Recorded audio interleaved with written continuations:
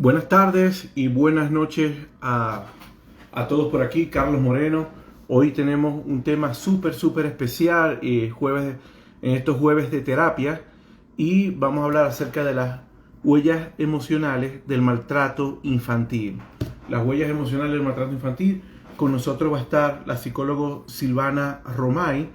Tenemos una invitada súper especial también, que va a estar con nosotros más adelante, la voy a presentar.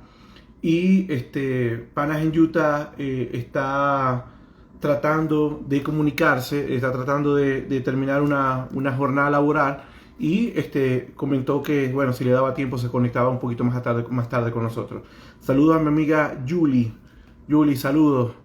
Y bueno, estoy esperando solamente que se conecte Silvana Romay para comenzar este live acerca de las huellas emocionales del maltrato infantil. Bueno, esto es un tema bastante interesante, y es un tema que toca a toda nuestra comunidad. Sigue siendo un tabú eh, para nosotros en la cultura latina, y sigue siendo un tabú en la comunidad en general. Hay muchas organizaciones que eh, se dedican a trabajar en contra del maltrato infantil, las huellas del maltrato infantil. Bueno, solo espero que se conecte Silvana Romay, eh, y que se conecte también nuestra invitada especial.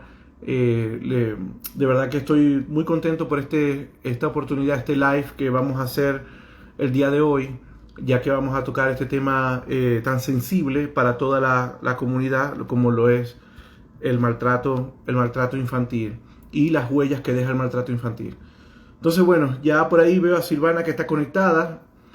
Vamos a arrancar con el tema en específico, y ya estamos casi conectados con Silvana. Vamos a ver que Vamos a esperar que Silvana se conecte junto a nosotros. Saludos, ¿Cómo Silvana. están? Buenas noches. ¿Cómo están todos? Buenas, buenas. ¿Cómo están ustedes? Vamos bien por aquí por Utah, lloviendo bastante el Qué día de hoy. rico. Aquí, bueno, estuvo nublado, pero se echó calorcito. Pero está bien, está Pero bien. todo es chévere. Estaba comentándole a las personas que nos siguen acerca del tema de hoy, de lo que comentamos la semana pasada acerca de las huellas del maltrato infantil. Por ahí tenemos una invitada especial eh, que se va a conectar dentro de unos minutos con nosotros, y vamos a conversar acerca de este tema. Y bueno, Silvana, de verdad que he recibido muchos mensajes de personas felicitándote por esta labor que estás haciendo por toda la comunidad en general, porque este live le llega a todo el mundo. Y de verdad que gracias por prestar tus servicios. Incluso hoy recibí un par de llamadas de personas que querían tener algún tipo de acercamiento profesional contigo, para poder ver, estar en consulta contigo o en terapia contigo. ¿Verdad que muchísimas gracias por todo lo que estás haciendo, y por tomar este tiempo profesional para toda la comunidad en general? Para servirles, de verdad que ha sido un gusto, ¿no? Hemos tratado varios temas, nos hemos divertido también y ha sido un tiempo de verdad excelente. Yo creo que es eso, hay mucha desinformación. A veces pensamos que tenemos algún tipo de información y a veces no es la correcta, no es la adecuada o necesitamos un poco más, ¿no? Y es un tiempo sobre todo muy oportuno porque en este tiempo de pandemia han ocurrido tantas situaciones que no nos esperábamos, que quizás nunca habíamos pasado por una pandemia precisamente, ¿no? Por un momento así. Entonces muchas veces no sabemos cómo actuar, perdón. Y emocionalmente hablando nos vemos afectados. Por ejemplo, aquí en Venezuela no estamos quizás aún ni cerca de estar como otros países que ya, por ejemplo, Estados Unidos, que ya están un poco más tranquilos con esto, ¿no? Sin embargo, aquí, sobre todo en la ciudad de Maracaibo, el pico es alto. Muchas muertes, muchas personas sin recursos, sin poder acceder a un buen servicio médico y pare de contar, ¿no? Y otros países también que están pasando situaciones difíciles. Entonces, yo creo que es bien importante el poder informar, el poder eh, dar una mano, ¿no? En este tiempo tan importante, tan trascendental también.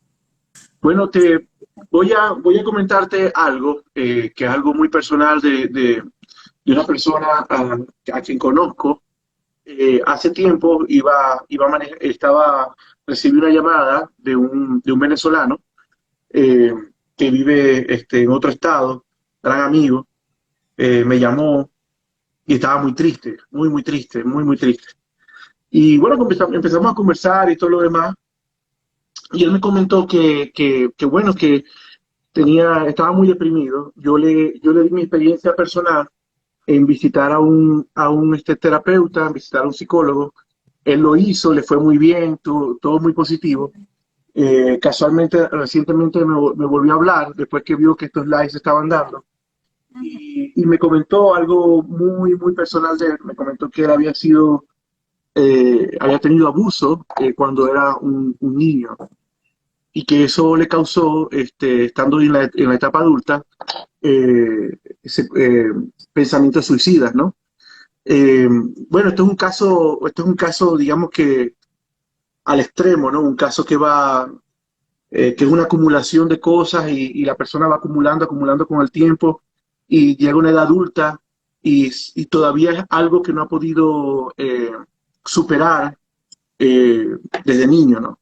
Entonces, bueno, vamos a entrar al tema, Silvana, de verdad que, eh, ¿qué es esto? ¿Qué es el maltrato o las huellas emocionales o el maltrato infantil? ¿Cómo se define esto? Y bueno, entremos al tema. Sí. Fíjate que el maltrato ocurre cuando una persona que se supone que es la que cuida del niño, porque no necesariamente son los padres, a veces son otros cuidadores, a veces son los que están criando son los abuelos, son los tíos, o son adoptados, que tienen entonces padres adoptivos. Pero en este caso el cuidador inmediato pudiese estar cayendo en este tipo de conductas, ¿no? De poder entonces maltratar, de poder vejar a los niños. En la mayoría de los casos así, porque en la mayoría de los casos, muchas veces ocurre que entonces cuando los padres estamos estresados, caemos como en desesperación, porque si no podemos entonces acceder a poder terminar alguna tarea o si estamos tratando de ayudar al niño a hacer las tareas, pasa mucho al hacer también las tareas, mucho maltrato, no solamente en el área física, o sea, no hablando solamente físicamente, sino también verbalmente, que por supuesto tiene un impacto en lo que es lo emocional. Y esas son las huellas, precisamente, que más afectan, ¿no? Porque los golpes a veces tardan más en sanar, y es lo más común. A veces tardan más en sanar las heridas emocionales que las físicas. Porque las heridas físicas, lamentablemente, por supuesto que duelen y no son justas. Sabemos que esto precisamente es un abuso, ¿no? En contra de los niños y estamos en desacuerdo. Sin embargo, el impacto, el alcance que tienen esos golpes, las palabras, muchas veces la negligencia de los padres para con los hijos es mucho más fuerte, es mucho más brutal de alguna manera en la vida de los hijos, ¿no? De los niños. Impacta hasta, así como estabas diciendo, hasta cuando ellos ya están en una edad adulta. ¿Cuáles, Bastante cuáles son importante. las características de un niño que es víctima de maltrato infantil? Y claro, eso me imagino que también depende del tipo de maltrato, ¿no? Sí. Pero en su mayoría son niños inseguros, niños que tienen miedo, niños que reprimen a otros niños. Es muy común ver a niños que están siendo abusados, maltratados en su casa, que hacen lo mismo con sus compañeros de clase. Ves que es como cuando ve uno las películas típicas de los niños, no sé si vieron la película Wonder, a mí me encanta esa Mm. película, que sale un niño que es el que de alguna manera siempre está haciendo bullying o está o cometiendo acoso escolar, en este caso con este niño, ¿no? ¿Y qué pasaba? La historia del trasfondo era que los padres eran adinerados, ¿verdad? Y lo maltrataban a él. Y de alguna manera, entonces, al tener, por supuesto, el recibir este trato, él también trataba a los demás así. Entonces no sabemos, yo siempre lo digo, ¿no? Y lo recalco, no sabemos la historia de cada quien. Y a veces creemos que quien se ve así, todo seguro, en el caso de los niños, que vemos como si ellos están muy bien, no sabemos qué están viviendo realmente en casa, ¿no? Entonces, por lo regular es eso, inseguridad, baja autoestima, agresividad, niños reservados, tímidos, con miedo, con secuelas psicológicas profundas. Y eso es lo que mayormente llama la atención. De hecho, por ejemplo, en los colegios las maestras notan esto, ¿no? O porque tienen alguna conducta disruptiva o porque están muy aislados. Entonces, cuando tienden a tener estos extremos, estos polos opuestos, ahí eso llama la atención y tiene que ver mucho con qué están viviendo en la casa. Wow. Entonces, me dijiste que las características eran, hay niños que se van al extremo del miedo, inseguridad y todo esto, como hay otros Sí, que sí, sí, se vuelven bullying o se vuelven acosadores o se sí, vuelven ellos mismos. de sus amigos. ¿Y qué se podría, o qué se hace me imagino me imagino, creo yo, que son dos cosas distintas. Por ejemplo, el, el, lo que se va a hacer con un niño inseguro y el tratamiento que se va a hacer con un niño que es bullying. Eh, ¿Qué tratamiento o qué cosas tiene que ver una con la otra? Fíjate que lo primero, ¿no? A veces creemos, tiene mucho que ver, ¿no? Yo siempre digo que los niños, y no solamente lo digo yo, lo vemos en la psicología y es lo que hemos aprendido, ¿no? Cuando nos estamos formando y en la práctica como tal, en la práctica clínica y escolar, social, en el área que nos estemos desenvolviendo como psicólogos. Cuando trabajamos con niños, vemos que los niños son el síntoma de la casa. Es decir, que cuando entonces se está viendo que los niños tienen algún tipo de conducta que realmente llama la atención o que quizás no tenemos evidencia de que ellos están siendo maltratados, sin embargo estamos viendo entonces en ellos un comportamiento diferente que llama la atención, entonces ya allí empezamos a ver de que hay algo detrás de esto, ¿no? A veces nos enfocamos en qué tratamiento van a recibir los niños, qué van a recibir, por supuesto que lo necesitan, pero aparte de los niños, la raíz del problema tiene que ver muchas veces con esos cuidadores, porque son los causantes, ellos son los que están cometiendo este abuso. Entonces, ¿qué pasa? Hay que psicoeducar a los padres. En muchos casos, mira, yo, bueno, con esto de este tema, esta semana he estado leyendo y con muchos otros casos que he estado viendo, esta semana tuve mucho trabajo y tuvo que ver también un poco con esto. Y es impresionante ver las estadísticas de cuántos padres cometen cantidad de delitos, no solamente hablando del abuso sexual, sino de negligencia en contra de los niños. Entonces, el tratamiento que necesita un niño tiene que ver cada uno, por supuesto, con su caso particular y se tiene que, deberá pasar por su proceso de terapia, ¿no? El poder ayudarles a que de alguna manera puedan superar esto. Pero nada hacemos si ayudamos al niño, entre paréntesis, entre comillas, a que supere esto y que entonces quede otra vez en el mismo círculo vicioso, en el sentido de que sigue viviendo con estas personas que le están maltratando y a ellos no se les está haciendo nada. Si se debe penar por la ley, pues es una de las consecuencias que deberán tener en el caso particular que cada quien tenga. O si debe o si tiene algún tipo de, ¿cómo te digo?, de remedio, de solución. Por supuesto que sí, porque no todos son casos extremos. Entonces se puede psicoeducar al padre, se puede llamar, por supuesto, a los padres. De hecho, es lo primero que yo hago. Muchas veces yo llamo primero a los padres, pues me dicen, miren, no soporto al niño, está imposible, no hace las tareas, pero entonces muchas veces no dicen que ellos lo están agrediendo. Entonces es importante atacar eso, a los padres. ¿Qué están haciendo? ¿Cómo están haciendo? Y por supuesto, los niños a veces no quieren ni hablar, tienen tanto terror, tanto miedo, que no quieren ni hablar. Entonces es a través de las pruebas, por supuesto, estandarizadas y psicométricas que nosotros tenemos, para, como instrumento precisamente psicológico, para abordarlos y para poder entonces tener información acerca de lo que están sintiendo, qué están pensando, qué están padeciendo muchas veces en casa. ¿Cuáles serían o los consejos que le darías a un padre que es maltratador, o sea, que tiene maltrato físico, maltrato emocional a sus hijos? Cómo regularmente es alguien de la pareja, o pueden ser los dos, o regularmente es uno de la pareja, pero ¿cuáles serían eh, qué se haría con un padre que está maltratando a su hijo emocionalmente? ¿Cuál es la línea donde decimos, bueno, este caso tiene solución, esta persona puede mejorar, o yo voy a llamar a las autoridades para que se lleven al niño?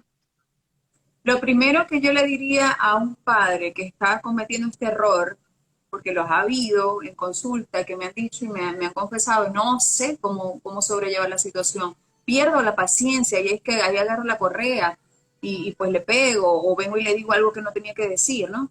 Yo le recomendaría que vaya a terapia. ¿Por qué, Carlos? Porque muchas veces o sea, una persona que ha maltratado, una persona que está de alguna manera abusando, bien sea de tipo sexual, físico, verbal, a un niño, debe de tener algo en su historia en el que él también fue o ella fue abusado. Entonces, esas heridas no han sanado. Esas heridas están abiertas muchas veces y necesitan ellos poder entonces sanar esas heridas, poder tener un tratamiento psicológico para poder entonces estar aptos de alguna manera para poder abordar entonces a sus hijos asertivamente. Porque entonces si yo tengo una herida abierta y realmente eso está allí latente, que yo no hallo cómo hacer, o sea, no sé cómo lidiar conmigo, ¿cómo yo voy a entonces hacerlo con mis hijos, no? Entonces, yo creo que lo primero que yo le recomendaría, como por supuesto le daría como sugerencia, es que hagan terapia. Es un abordaje lo que necesitan terapéutico para que entonces eso pueda realmente cerrar, que puedan cerrar ese ciclo, que puedan sanar esas heridas. Por supuesto, a veces hay mucha negación. Sin embargo, hay las personas que quieren mejorar, pues yo digo que no buscan excusas, sino que realmente buscan los porqués, ¿no? Y sobre todo cuando hay hijos, que eso los mueve y realmente cuando hay amor y reconocen que están cometiendo ese error, pues buscan ayuda, que es lo que es lo más importante. Yo estuve leyendo, creo que compartí esas estadísticas anteriormente, aquí de los Estados Unidos, casualmente estas estadísticas salieron hace un tiempo atrás, donde dice que las personas que el 85% de las cárceles de Estados Unidos están llenas, la mayoría de los presos no tuvieron padres, o los padres que tuvieron, o las personas que los cuidaban, tienen un alto índice de abuso. Y me impresionó mucho porque la estadística es aberrante. Todas las cosas la ausencia de la paternidad o la ausencia de la maternidad o el abuso que tiene una persona cuando es niño causa unas secuelas enormes en el niño si no se atiende a tiempo. Me llamó mucho la atención porque las estadísticas, bueno, siempre estoy tratando de leer en cuanto a las estadísticas y todo lo que tiene que ver con la parte social, porque, como te digo, es súper interesante ver cómo una cosa pequeña o grande conlleva a algo peor. Y eso se ve con el tiempo. El 85% de los presos de Estados Unidos no tienen una figura paterna. Entonces, tú sabes cómo es la desintegración de la familia. Una cosa lleva a la otra. Y bueno, y estas personas que están ahorita en las cárceles de Estados Unidos no tuvieron esa oportunidad de tener un padre y en muchas ocasiones, no tengo la estadística a mano ahorita, pero más o menos un gran porcentaje de ellos tuvieron abusos durante la infancia. Eh, te iba, te Así iba- es. te iba a preguntar, eh, Sí. en cuanto a la parte migratoria, por ejemplo, un joven que está sufriendo bullying, lo veo mucho en los casos de los inmigrantes venezolanos. Un joven que está sufriendo bullying, no es abuso de los padres, pero ciertamente abuso de los compañeros de clase, precisamente quizás por otras personas que tienen abuso. ¿Cuál sería el tratamiento para este tipo de niños? ¿Qué se haría con este tipo de niños? ¿Cómo se trabaja este tipo de niños que tienen miedo, no quieren integrarse al salón de clase, no quieren ir al colegio? Entonces, he visto casos aquí de padres que han tenido que cambiar 2 a 3 veces un año escolar a un niño porque no se adapta al Imagínate. colegio. Con esto del COVID ha sido diferente porque todavía está la oportunidad de ver clases online, se quedan en la casa y todo lo demás. Pero muchos me han dicho que no creen en esas clases online, que prefieren que los niños tengan esa interacción social. Pero ¿cómo se puede trabajar con un joven que sufre acoso en el colegio y que no quiere ir a clases o tiene esta circunstancia? Fíjate que algo esencial es siempre el trabajo en casa. Por eso es que te estaba diciendo desde hace rato que ellos son el síntoma de la casa. Cuando están manifestando tienen alguna actitud que por lo regular nosotros sabemos que no es usual en el niño o en la niña, es importante la raíz, la base, que es la casa, los padres, el hogar como tal, ¿no?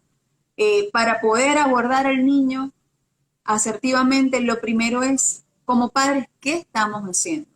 ¿Qué estamos haciendo como padres para darle confianza suficiente a los niños para que puedan contarnos si este tipo de situaciones se da?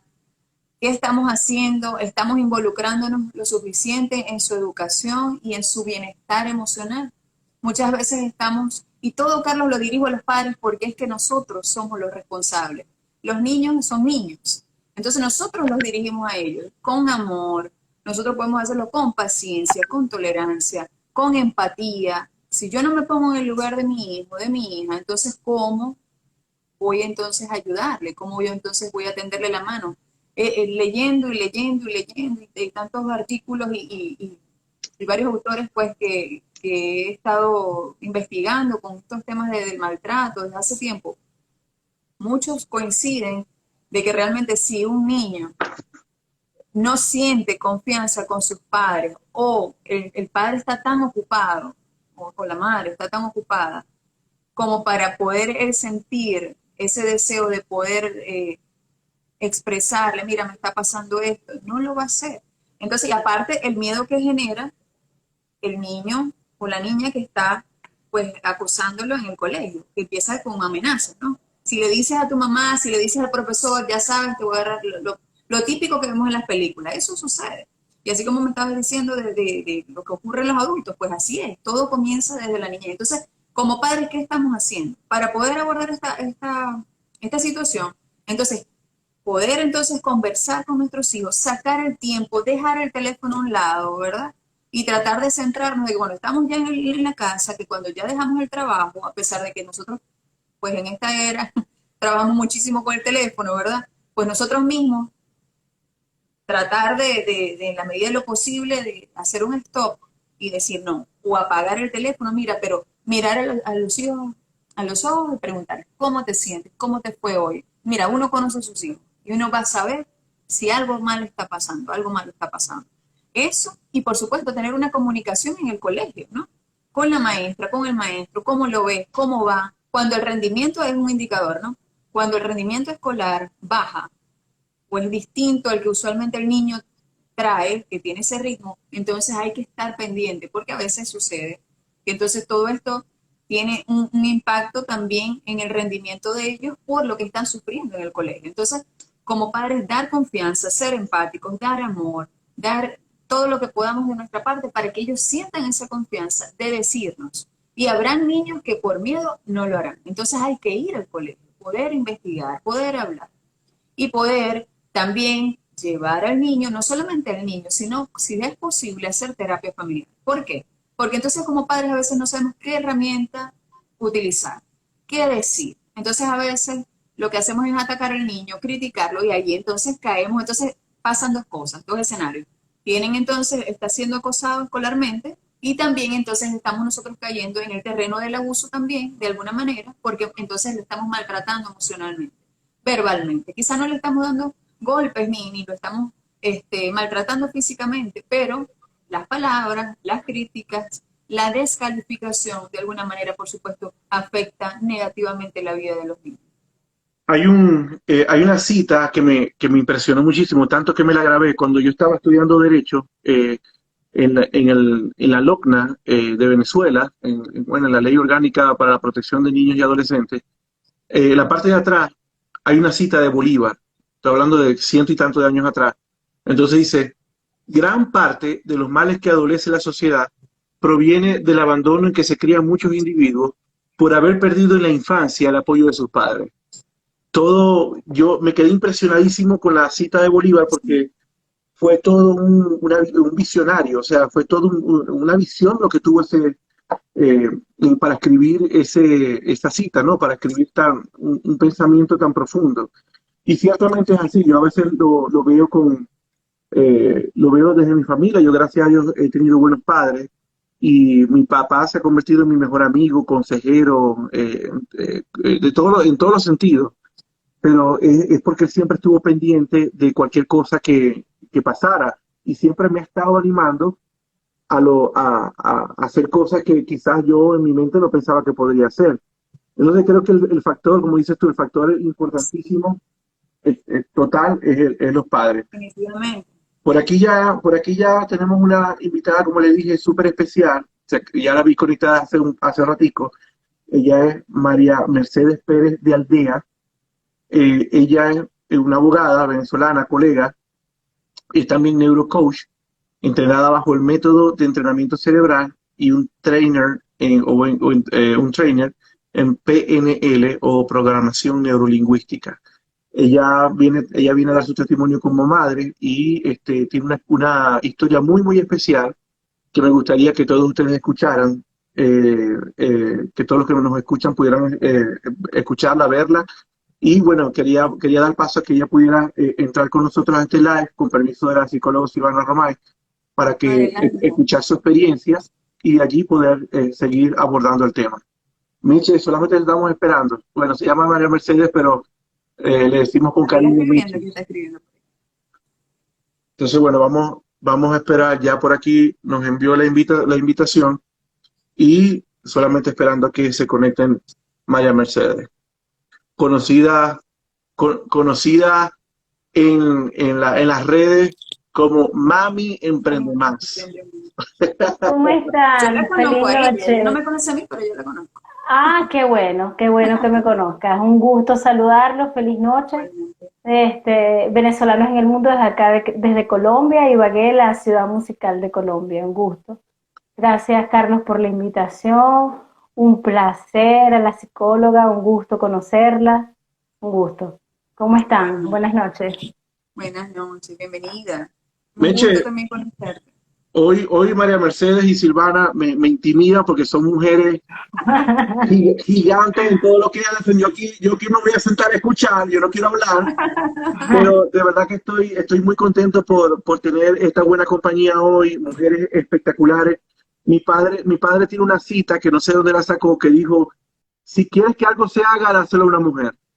Y Muy bueno. yo no tengo nada que decir con esa cita, porque todas las cosas maravillosas que han pasado en este mundo han sido de la mano de una mujer y de verdad que estoy con dos grandes mujeres hoy que nos acompañan en este live.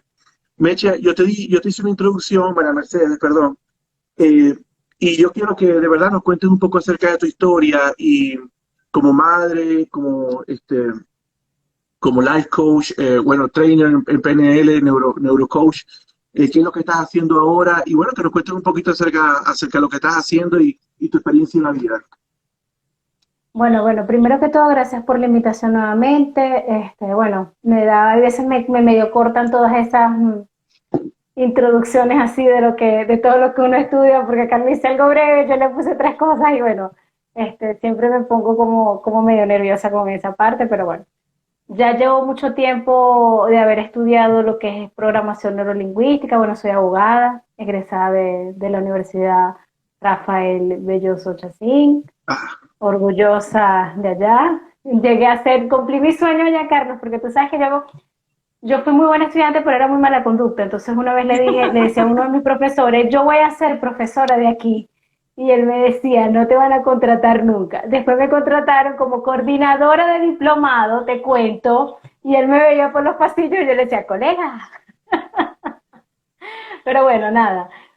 Quiero hablar más que todo, bueno, de mi experiencia como madre. Me toca mucho el tema que están hablando el día de hoy, que es acerca del abuso. Hay muchas formas, y lo digo como madre, lo digo como ser humano, con todo respeto a la psicología. Siempre quise estudiar psicología. Yo creo que por eso fue que me orienté al neurocoaching, me enfoqué a la parte del entrenamiento cerebral, me enfoqué a lo que es la programación neurolingüística, porque de verdad que admiro mucho tu profesión, ¿no? Y bueno, el tema que tocan hoy es bastante sensible, bastante delicado. Yo le decía a Carlos cuando me invitó, yo le digo, Carlos, mira, yo llegué a ser una niña abusada, ¿no? Y creo que yo me acuerdo que una vez hablando de frases, una vez leí en algún sitio, me acuerdo que fue una reseña en un periódico venezolano, que decía que era una historia de un niño que había sido abusado y decía, las personas que han sufrido de abuso, y eso lo puede decir mejor la psicóloga, tienen el permiso o están condenados en ocasiones a volver a cometer también abuso en sus hijos. Entonces, wow, es sumamente difícil porque cuando en tu infancia tú has sido abusado, y es algo de un tema que gracias a Dios ya sané, ya curé, que no me da miedo ni me da vergüenza hablar, más bien que las personas que me escuchen, que son padres, hagan conciencia, porque son personas que si en algún momento han sufrido algún tipo de abuso, deben buscar la manera de sanarse para poder tener una relación estable, una relación bonita con sus hijos, ¿no? Porque al final nuestros hijos no son los culpables de los abusos que nosotros vivimos, ¿no? Pero sí hay una parte de que efectivamente, y quiero que preguntar qué opinan también ustedes de eso, de que efectivamente al ser niños abusados tendemos por medio del inconsciente o el metaconsciente a abusar o a querer abusar del otro. Lo imposiblemente, lo mejor es poderse dar cuenta. A mí me pasó, yo dije, antes de ser madre yo me tengo que preparar, antes de ser madre yo tengo que hacerlo distinto, ¿no? Gracias a Dios, Dios me dio una madre, yo tuve dos madres, mi madre biológica, que creo que el amor más grande o el acto de amor más grande del mundo que tuvo fue haberme dado en adopción, ya que ella me maltrataba, no podía tenerme. Y creo que al darme en adopción fue bellísimo porque ella pudo darme a mí una oportunidad lejos del maltrato, pero tú sabes que esas huellas siempre quedan, ¿no? Y fue cuando decidí, ya antes de convertirme en madre, porque incluso fui madre casi a los 29 años, casi que no quería con aquellas cuestiones de no voy a hacer, dije, no, yo me voy a preparar, porque el día que yo tenga a mis hijos, de alguna forma lo tengo que hacer distinto, ¿no? Y bueno, fue mi experiencia, no ha sido fácil, no es fácil cuando tú tienes pasados o huellas de abusos, que hay muchas formas. Lo he estudiado, lo he leído por ser madre, por lo que he estudiado, hay muchas formas de abusar de un niño. Y creo que lo estaban hablando antes de que yo entrara. Puede ser verbal, puede ser físico. Incluso podemos abusar de un niño sin darnos cuenta. Entonces, o sin querer hacerlo. Porque puede ser, desde mi experiencia, desde lo que yo he visto, los fantasmas están allí muchas veces. Hola, gracias por la invitación. Llegué un poco Hola. tarde. ¿Cómo están? Disculpe que estaba... Llegaste, no tenías que estar. Yo lo que estoy aquí es arrinconado. Ya veo. A ver, Disculpe, estamos aquí en vivo. Estaba en una producción y el llamado fue tarde. Hay un grupo de personas de Los Ángeles que están haciendo unas películas aquí. Y bueno, tuve el placer de estar en una de las producciones, pero quería no irme sin pasar un momento por este tema que es tan interesante, especialmente el testimonio que estoy escuchando, que wow, te felicito y te doy las gracias por hacerlo público, ¿no? Con todo el corazón que lo estás haciendo.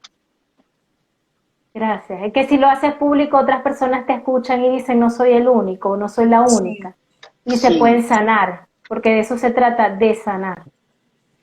Sí, porque ese sufrimiento lo tienen encerrado entre pecho y espalda, como decimos nosotros. Gracias a Dios ya yo lo solté, si no aquí estuviera pegando gritos y llorando. Hay una... Sí, no es fácil decirlo, contarlo. Quería comentarles que hace unos lives atrás les comenté que Utah tenía una campaña súper especial en cuanto al abuso infantil, más que todo sexual. Y me impresionó muchísimo porque hay un ex senador de Utah, un rabino judío, una atleta de alto rendimiento aquí de Utah y otras figuras públicas impresionantes, personas súper exitosas en su área, que salieron a la luz pública y la campaña se llama Shine, brillar. Yo brillo.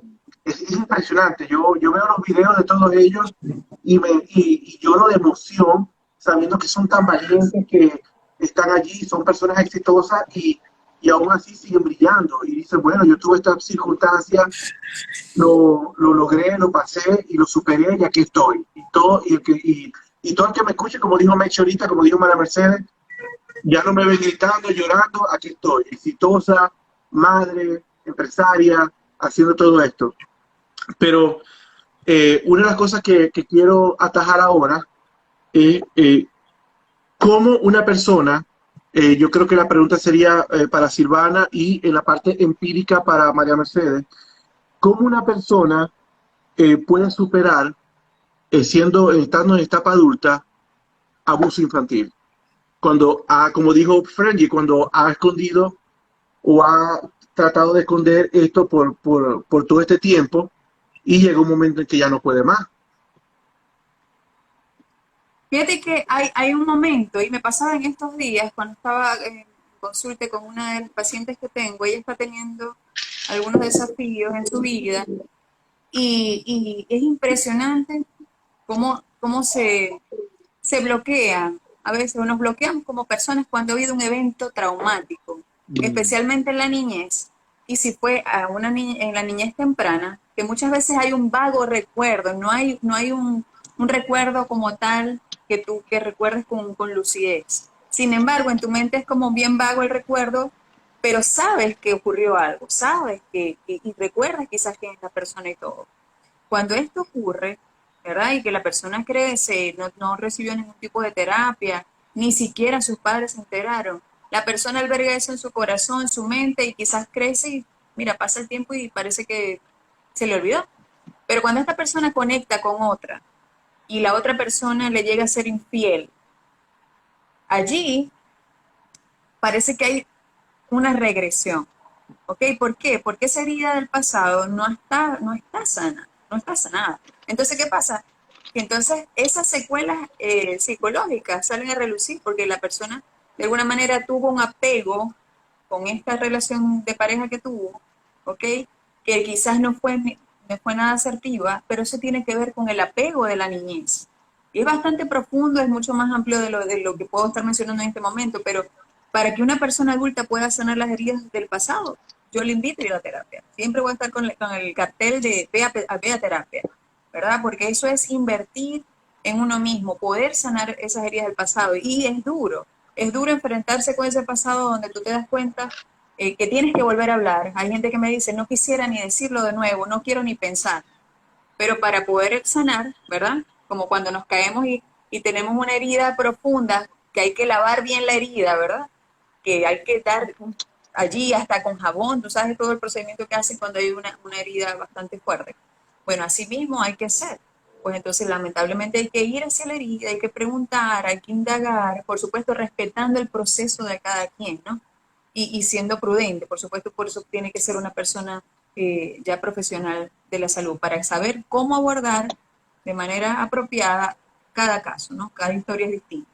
Pero sí se puede sanar, así como María Mercedes está contando, sí se puede sanar. Y lo más importante es eso, hacer insight, darte cuenta, saber de que estás teniendo un inconveniente, que no has sanado esa herida, que te está trayendo problemas con las relaciones interpersonales y de pareja que estás teniendo, con tus hijos, cómo estás conectando. Entonces, la frase, y quería aprovechar esto, ¿no? Se repite mucho. Hay algunos pacientes que me dicen cuando tienen problemas con sus hijos, vienen y me dicen, no, es que mi hija no aprende, ya no hay yo qué hacer. Cuando sienten que ya no tienen control sobre los hijos, entonces dicen, cuando yo vengo y les pego, les digo, a mí no me pasó nada porque me pegaron, aquí estoy bien, ¿no? Sí. Y se repite mucho, mucho. Te dicen, yo fui criado a la antigua y realmente no tengo ningún trauma, pero cuando vas a ver, son personas inseguras o personas que ejercen abuso de poder, de alguna manera son personas que compiten, pero no de un lado sano, sino del otro lado, juzgan. Realmente son personas que no están equilibradas emocionalmente y entonces cómo yo equilibro a mi hijo, cómo yo invito a mi hijo a ser asertivo cuando yo mismo como adulto no lo soy. Entonces es importante poder sanar nosotros como padres las heridas del pasado, las huellas que han quedado emocionales para poder yo brindar lo mejor a mis hijos. Desde eso, desde un corazón, una mente sana. El equilibrio es lo que cuesta, pero se puede lograr. Entonces, vayan a terapia. Vayamos todos a terapia. Mira, uno de esos Así es. detalles que dijiste, que es más relevante y casi siempre es relacionado con el maltrato infantil, es comerse las uñas. Que muchas personas son exitosas, son oradores de alto nivel y se comen las uñas. Pareciera que eso podría ser también una muestra de que algo no está funcionando de la infancia. Eso muestra, eso es indicativo de ansiedad. ¿Ok? Ansiedad. Puede haber ansiedad por muchos motivos, pero pues, llama la atención cuando tú ves un niño que realmente, y a veces es como incontrolable, ¿no? Que ya casi Mm, que ya no tienen uñitas y es impresionante, hasta se sacan sangre muchas veces. Eso puede ser, es de prestar atención. Si nosotros vemos a un hijo que está así, de la noche a la mañana, que no se comía las uñas, de pronto puede estar habiendo bullying en el colegio. De pronto puede ser, mm, y esto hay que estar alerta, muy alerta. Yo te digo, o les digo, yo siempre estoy con una bandera roja en alto, invitando a los pacientes, sobre todo las madres, que me llegan, Silvana, doctora, de verdad ya no hay yo que pensar, está pasando esta situación. Bueno, hay infinidades de casos, ni mencionar uno, porque de verdad que son muchos, que me dicen, estoy preocupada porque es que yo voy a trabajar y es que no sabemos a veces con quién estamos dejando a los niños. Mira, y lo puede decir María Mercedes, y ustedes también deben haber Cierto. escuchado, y todos los que nos están escuchando, los amigos que están conectados también lo pueden decir. ¿Quiénes son los que abusan sexualmente de Los los más niños? cercanos, los más cercanos, los más cercanos. Casi siempre, mira, no sé, pero yo les digo, yo he sacado mis estadísticas personales de los pacientes. Aproximadamente un 85% de mis pacientes han sido abusados. no. Es increíble. En algún momento de la niñez, la mamá salió, lo dejó con un tío, su hermano, con el consentido, pues, con el más pequeño, para que lo cuidaran. Y ellos preparan los escenarios de una manera increíble para tratar de atraer a los niños y después entonces cometer este tipo de abusos. Y Cometer realmente el delito. es terrible, es fuerte y bueno, hay casos unos peores que otros, pero no debe de suceder. Nosotras como madres debemos de ser guardas de nuestros hijos, de poder, y los padres también, porque a veces hasta padres solos están con sus hijos, pero como padres son nuestros. Entonces, ¿qué vamos a hacer por ellos? ¿Con quiénes los estamos dando? A veces, mira, y pasa mucho, a veces yo les pregunto a los padres, me dicen, no, mi comadre es incapaz, no, fulanito Yo es no creo, incapaz. yo no confío ni en mi sombra con mis hijos. Yo no confío ni en mi sombra. No, no. Nadie, O sea, ¿con quién nadie. nos vamos a dejar? A veces metemos la mano en el fuego por las personas. No sabemos. A veces, o sea, podemos, yo siempre digo esto y no es en forma despectiva, es porque lo que veo es así. Caras vemos, trastornos mentales no sabemos. Así mismo es, Por así aquí mismo es. hay un comentario de Soy Mentor. Que es mi Gracias esposo, por cierto. gracias por Ajá. estar por aquí. Bienvenido. En También lo Venezuela, sigo a él. dice en Venezuela la estadística que se maneja del tema supera el 95%, según los especialistas. Wow. Imagínate, Wow. Así que todo. Sí, es fuerte, es fuerte, es fuerte. increíble. Sí, porque es que el abuso puede pasar desde incluso la invasión a la intimidad. Si el niño no quiere que lo veas desnudo, si el niño o tú le pasas desnudo al niño por el frente, hay muchas formas de abusar a los niños. Entonces hay que tener muchísima, muchísima precaución.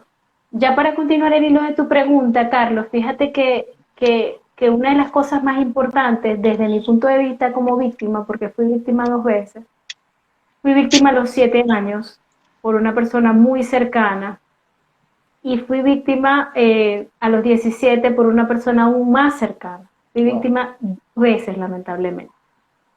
Creo que lo principal es el perdón, pero el perdón hacia ti. Tienes que perdonarte. A mí me costó mucho porque yo sentía que yo era responsable y sentía culpabilidad por lo que me había pasado. Nunca culpé a mi mamá, nu nunca culpé a mi papá, que en paz descanse, me culpé a mí misma, porque yo decía, incluso cuando niña, que hice mal. Y lamentablemente esa persona no solamente abusó de mí, sino también que abusaba de una niña que era mi prima. Ojalá que mis tíos no estén escuchando esto, no creo porque ellos no son tecnológicos, pero abusaba de mi prima, que era una niña con retraso mental. Wow. Llegó a abusar de las dos. Gracias a Dios, nunca a nivel de, y lo hablo abiertamente, somos adultos, nunca a nivel de penetración, pero sí hay otros abusos que marcan, que te toquen, o otro tipo de cosas que pasan, como dice José Luis, que pueden abusar de distintas formas, desde la invasión a la intimidad, ¿no? Y sí es importante esto, el perdón de nosotros, porque la víctima eres tú. Si tú me estás escuchando, ya que eres un adulto y todavía tienes ese dolor, la víctima fuiste tú nunca lo consentiste.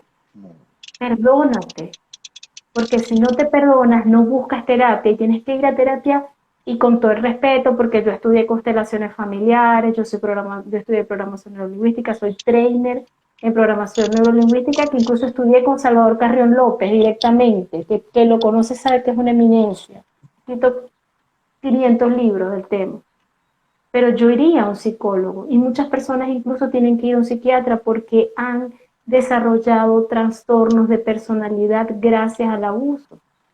Entonces, lo primero como víctima es el perdón a ti mismo. Y aunque suene difícil, perdonar a tu victimario. Porque para que una persona cometa un acto tan atroz como ese, a mí me tocó ponerme en los pies de esta persona, a decir, ¿qué tanto dolor tuviste que haber pasado para causar tanto dolor? ¿Qué tanto? Cuando me perdoné a mí misma y perdoné a mi víctima, pude comenzar a estar en paz. Y efectivamente busqué ayuda, porque tuve que buscar ayuda. Porque tenía incomodidad, tenía miedo, te sentía mucho dolor, hasta mucho tiempo pasado después de toda esa situación. Entonces, el perdón, la aceptación, sí, te pasó a ti, te pasó a ti. El buscar un círculo de apoyo, contárselo a alguien, contárselo a alguien. Lo que pasa es que muchas veces no los contamos porque como son, como decía la doctora, personas cercanas, tú puedes fracturar una relación familiar. Y ese es el problema con la víctima. Siente que puede fracturar una relación familiar y no se atreve a decir. Entonces, paso número 1, el perdón. Paso número 2, la aceptación desde la víctima para mí.